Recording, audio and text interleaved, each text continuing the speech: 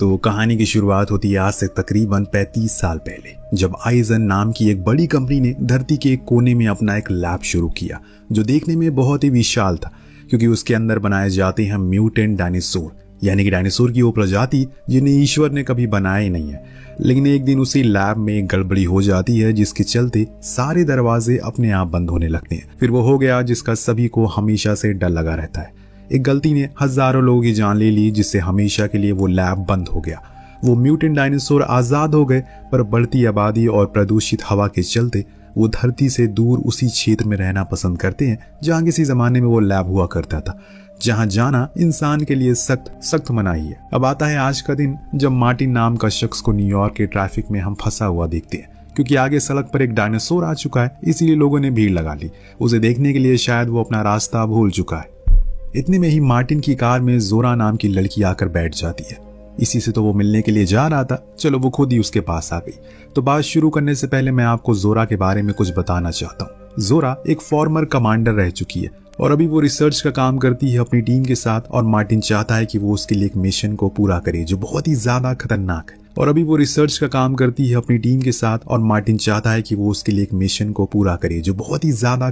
है।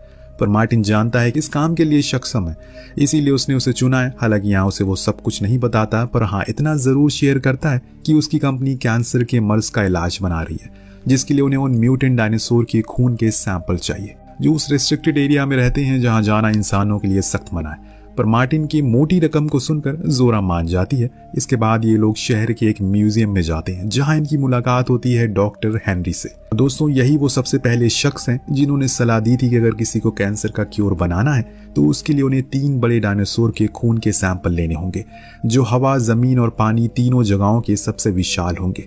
अब यहाँ मार्टिन उन्हें मनाता है साथ में चलने के लिए, और बाकी की जिम्मेदारी उसकी होगी, लेकिन वो मना करते हैं क्योंकि उसे उस जगह पर नहीं जाना। जब वो मार्टिन की रकम सुनते हैं तो मन ही मन सोचने लगते हैं कि इतने पैसों में तो वो पूरी जिंदगी बैठकर खा सकते हैं, लेकिन फिर भी उसने इनकार कर दिया। जोरा ने उससे कहा कि अगर वो उसके साथ चलेगा तो उसे उन विशाल जीवों को पास से देखने का मौका मिलेगा जिन्हें बहुत ही कम गिने चुने लोगों ने देखा है। अब यहाँ डॉक्टर का मन डोल जाता है, इसीलिए अंत में वो हाँ कर देता है।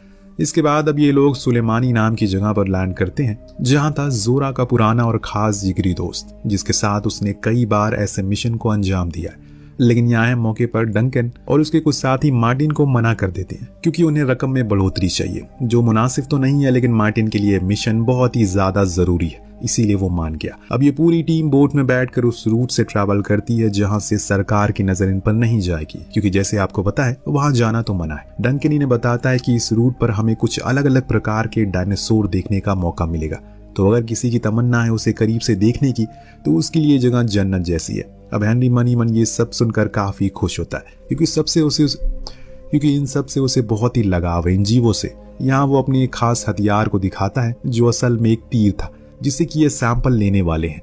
ये तीर उन मोटी खालों को आराम से भेज सकता है और फिर पैराशूट की तरह ऊपर उड़ जाएगा, जिससे इन्हें डायनासोर के करीब भी नहीं जाना पड़ेगा। लेकिन हाँ, इसमें एक खतरा है, इसे कम से कम 10 मीटर की दूरी से चलाना होगा, तभी ये घुसेगा, वरना बेकार है।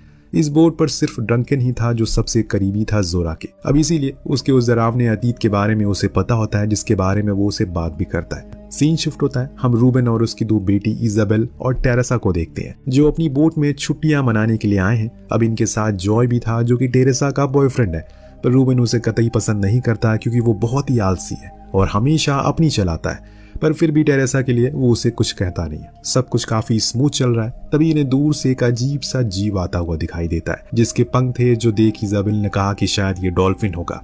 जब वो जीव इनके करीब से गुजरा तो अंदाजा हुआ कि ये डॉल्फिन नहीं बल्कि समुंदर का सबसे बड़ा डायनासोर मोसोसॉरस है, जो अब इनके पीछे पड़ चुका है।